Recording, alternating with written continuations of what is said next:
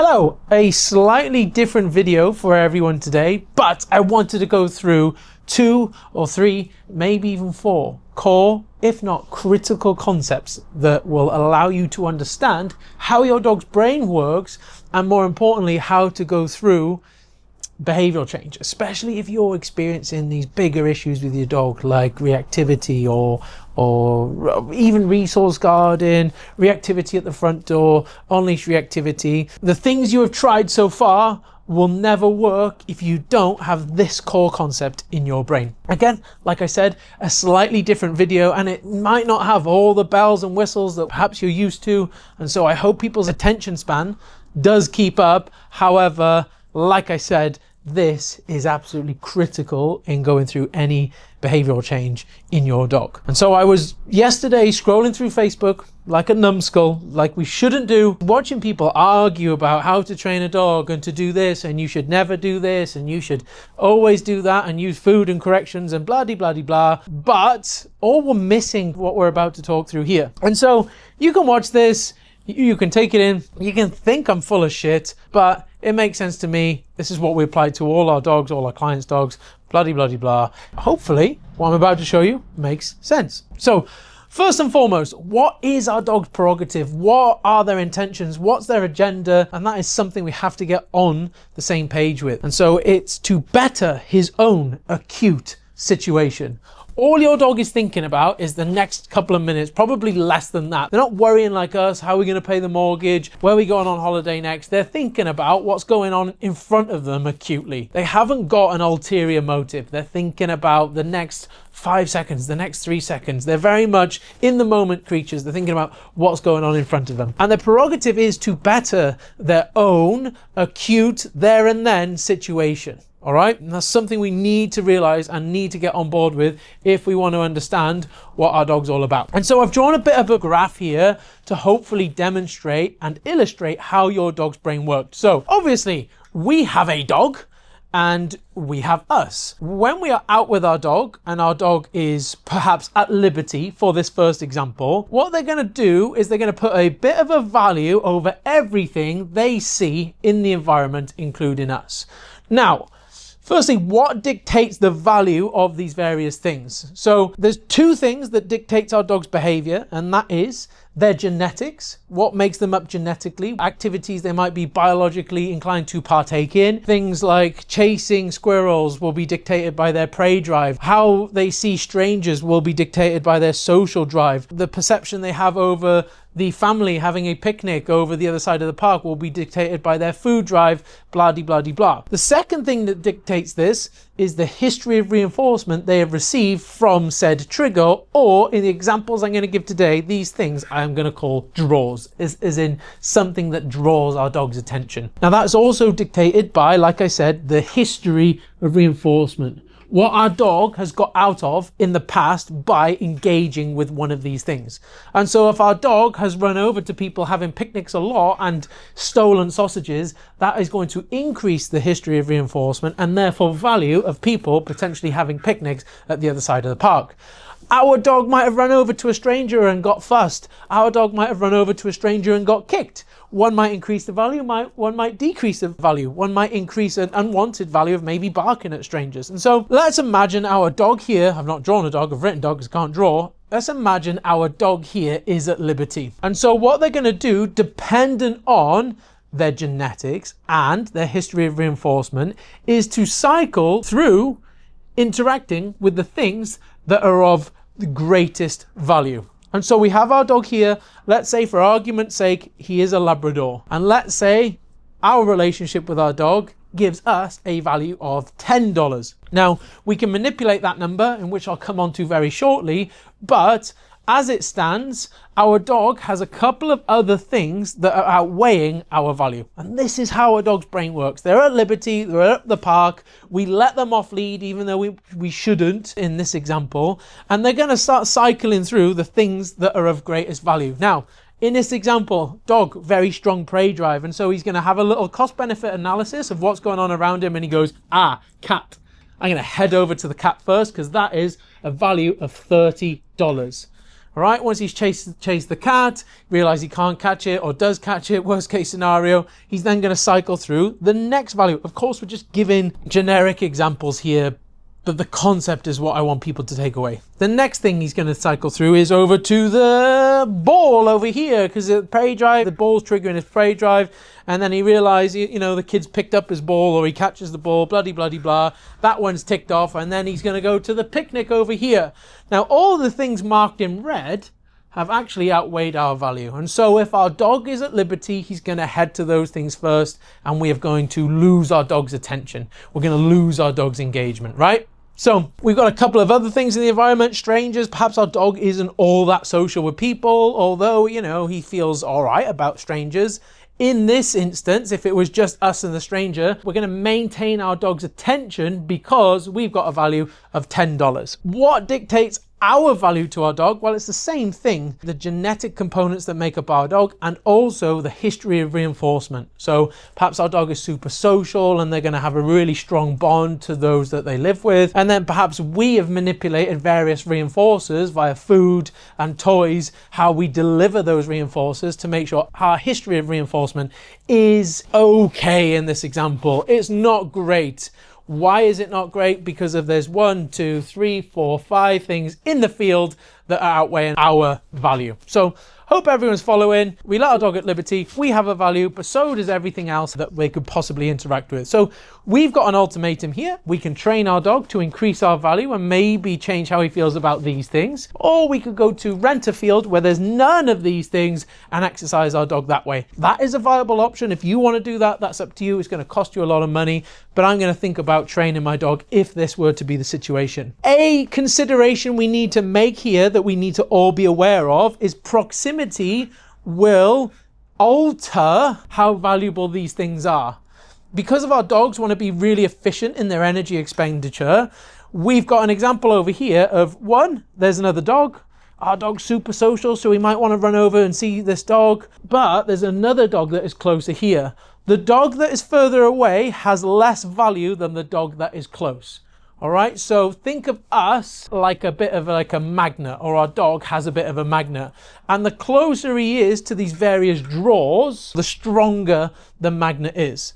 And so if we're closer to the stranger's value is going to increase. If we're closer to the ball, so on and so forth. The further away they are, the less valuable they're going to come, because our dog's going to be like, oh, yeah, I want to go over there, but that's just too far. So think about if we're really hungry and we've got no food in at the moment. Well, there's a takeaway down the road. I'm more likely to go down to that takeaway if it's just like a walk away. I can just slip my shoes on and go to the takeaway. But if I got to get into the car and drive half an hour, although I'm no less hungry or no more hungry, I'm less inclined to go to the further option because of it's more effort. And our dog's brain works exactly the same, okay? So hopefully everyone's following that. Think of our dog like they're in a video game and they're going to literally have a price tag over everything, and they're going to go, right, cat's most valuable. I'm going to ignore the other things and go and travel to the cat. And they go, oh, the next thing is those kids playing ball over there. I'm going to go ignore you, dad or mum.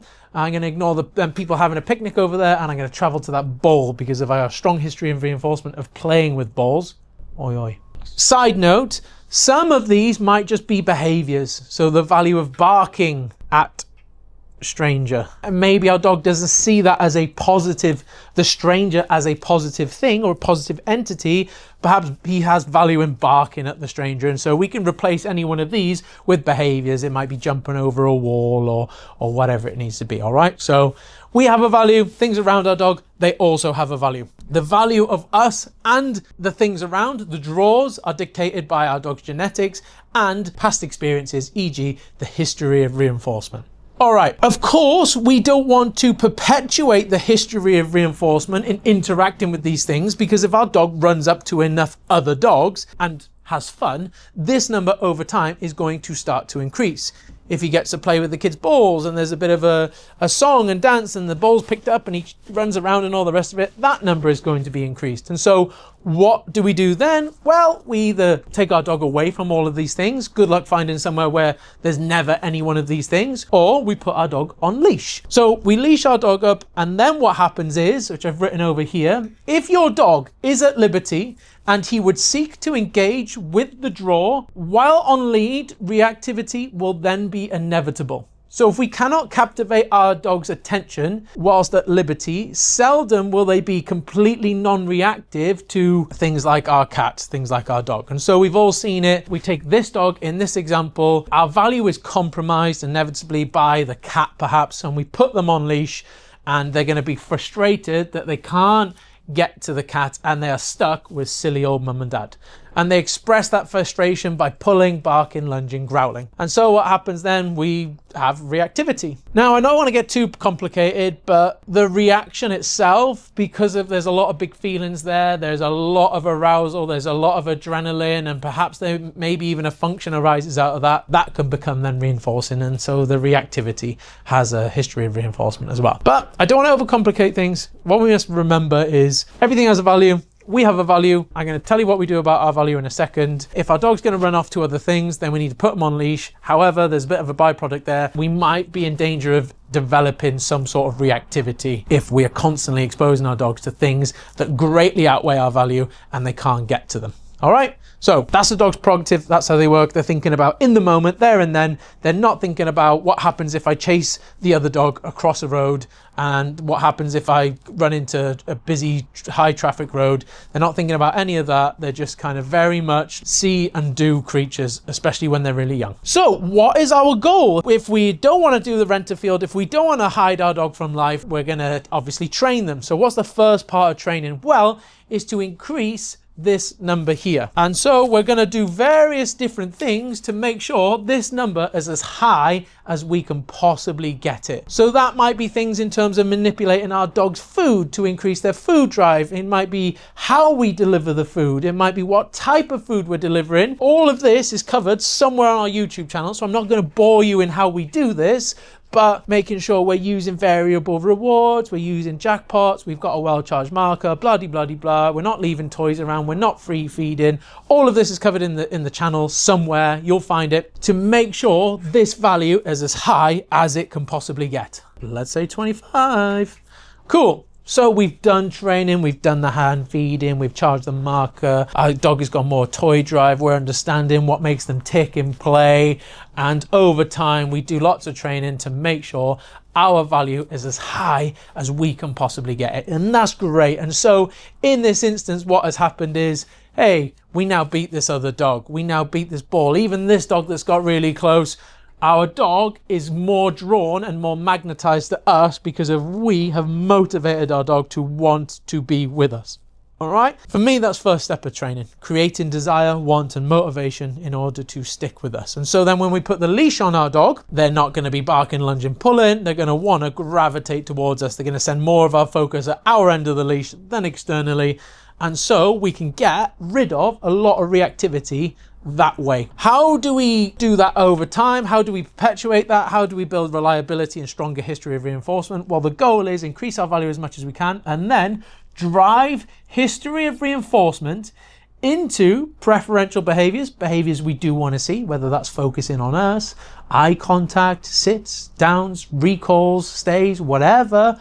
Preferential behavior whilst in the presence of the triggers. And so over time we can start desensitizing our dog and therefore reducing the value of these things. If we get our value nice and high, we ask our dog for behaviors, we associate the reward and motivation that we've created with those behaviors in the presence of these triggers. And so when our dog sees someone playing ball, there's a strong history of reinforcement there that when I see a ball, that is my cue to play, interact with mum or dad via food games, via recall, via obedience drills, via play, blah-de-blah-de-blah. And over time, we can make a lot of success in making these things matter less to our dog. But there always is a but. And one of the biggest lies in dog training is that what I've just spoke about, those methods there, will take you 100% of the way. But what's happened so far, we've at least been able to expand the places we are able to take our dogs just by doing this.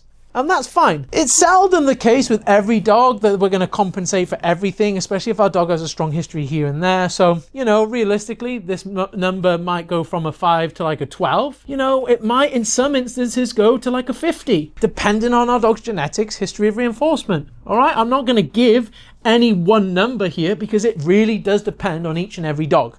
And so training a dog conceptually, very, very similar to each and every dog. However, what does change often is the values of these draws and us, because of genetics vary and history of reinforcement varies, especially like if we've got a rescue dog and we don't know what the history of reinforcement looks like. All right, let's say in our example, we've gone up to that 25, no problem. But like we've smashed it, we're doing really good. Strangers matter less, dogs matter less, born matters less, even close dogs matter less.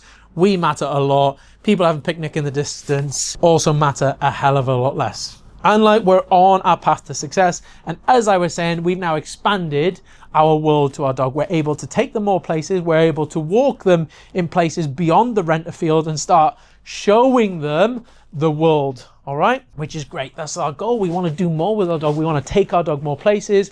I pretty much take Ranger everywhere I possibly can with me. He's my best mate. And because he's desensitized to all these things, both on and off the lead, I can go there. We're going to have a good time. All right. And that's the end goal for me. Be able to do more with our dog and give our dog more freedom because of I've done a good job here. But there is a but. And there is always a but. There's pesky cat, or maybe in some dogs' instances it's the pesky other dog. Let's say we've taken our dog to doggy daycare for the first 6 months of their life and they've got a lot of fulfillment and history of reinforcement, sorry to be like a broken record, in playing with other dogs, and these numbers, they might actually be like 50s and some dogs higher, right?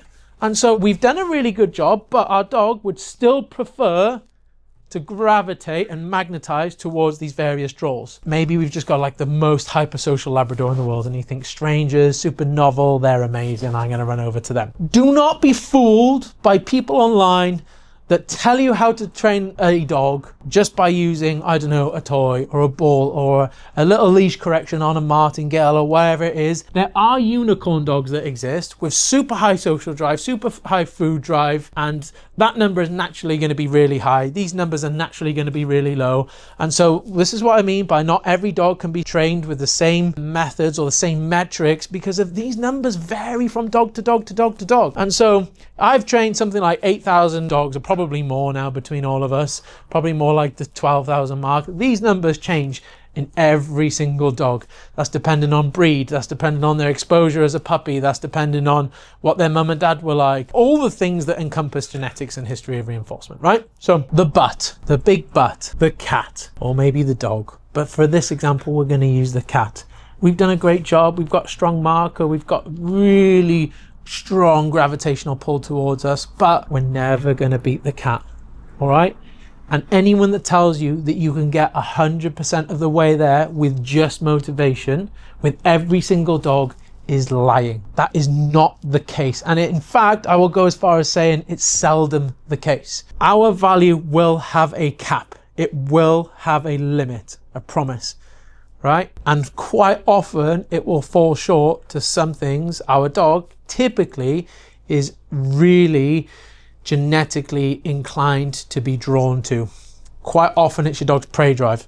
Again, exceptions. If our dog has ran off as a puppy and managed to get into people's picnics and he's got that big juicy salami or whatever and he's had a couple of big wins there, hey, that number might be at 50, 100, okay? And so we have limitations, and with these limitations we've got a dilemma. One, we can accept defeat, just manage our dog. I have no problem with that. I have no problem, and I'm not going to tell you how you should or should not train your dog. I'll give you the optimal way to train your dog, but you can just say, hey, I'm going to avoid places where there's cats, like the plague.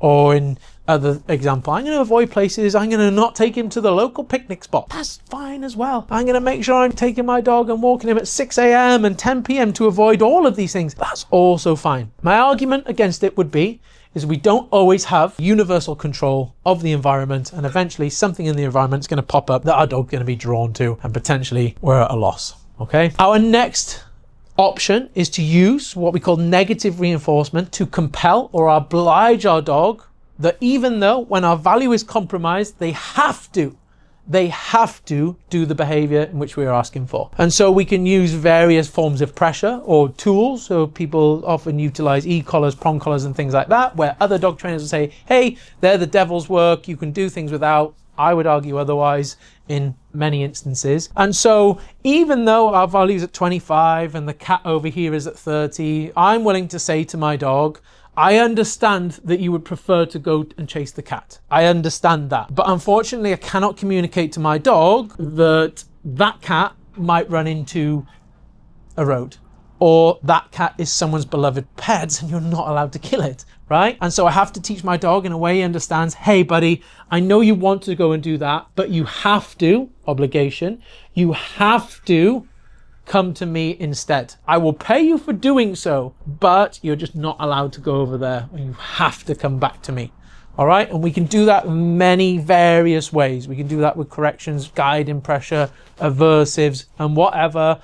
But for me, I would rather open up my dog's world by teaching him the concept of obligation, which comes through pressure and pressure removal. Hey buddy, I know you want to go over there, but it's not in your best interest. Come back to me here. If you watch any of my videos, you'll know what I mean by utilizing that. Hey buddy, I know you want to jump up on that person, but I need you to stay on the bed because of that person's grandma and she's already had 2 hip replacements and we can't really afford another, can we, Lenny? Right? And so we need to have these conversations with our dogs in order to say, hey, I know you would prefer to go elsewhere, but I need you to stick into that preferential behavior. We can only teach obligation with pressure and sometimes a little bit of discomfort to say, hey, you have to stay there. All right. It's seldom the case that reward only is just going to get us there. We're going to go as far as we can with, but we want to start overlaying different types of methods to ensure, to offer us that insurance that our dog is still going to come back even in the face of all these various. And to be honest, for me, even if we do build this value nice and high, so like with my sport dog Stark, who I've got a strong history of reinforcement with and plowed him with reinforcement, I can guarantee that number is up there, 75, 80, like it's really strong. On the PSA field, loads of various draws, trying to distract us, trying to get his attention, strong history of reinforcement in bite and decoys, but even without equipment, I can still keep his attention because there's a strong history of reinforcement with Dad. But even then, that type of dog, I'm still taking him out with his e-collar on to make sure if something does slip, right, and he does get drawn by the cat that shoots out of the bush right in front of him, or squirrel if we're over the park, let's say, obviously near roads, I'm always going to have him on the lead. Well, I don't want him taking off and going out of sight just because of that cat that at a distance is a 50, but right next to us, 2 foot in front of us, is like 105. Okay, so even when we are far down the line and we do have that strong history of reinforcement with our dog, we're still going to overlay some obligation for the element of safety, right? And then finally, something else we can start implementing with our dog is utilizing aversives or punishment in order to make the process of interacting with these things not so great. I'll give you an example. Once upon a time when I was, maybe Ranger was like 2 years old, and this was an accidental example, but I think it illustrates my point quite well. Not that we would do this intentionally, but I'm sat at a river with my dog Ranger, and we're sat there, me and my friend at the time, we're sat on the beach playing ball. Ranger and Darla, they were about 1 year old, they were both on long lines, okay? They were both on long lines. And there's no one for miles as far as we can see. And then I just look to the left of me and a sheep just like comes down the hill. And I'm like, oh shit, there's a sheep. And all I could do in that moment was just hold on with all my might to Ranger's long line. He saw the sheep and he just bolted. He bolted and unfortunately he hit the end of the lead, did a bit of a backflip, and then was like, what the hell just happened? It was almost like cartoony. Again, we'd never do this intentionally with our dog. But the byproduct of what happened there is Ranger was like, hey, going near sheep and running over to sheep isn't all that fun, right? Is not fun at all. And since that day, he's never even thought about chasing or going near a sheep. And that was an example of utilizing an aversive, albeit accidentally, in order to devalue one of our draws. So hopefully that makes sense to people.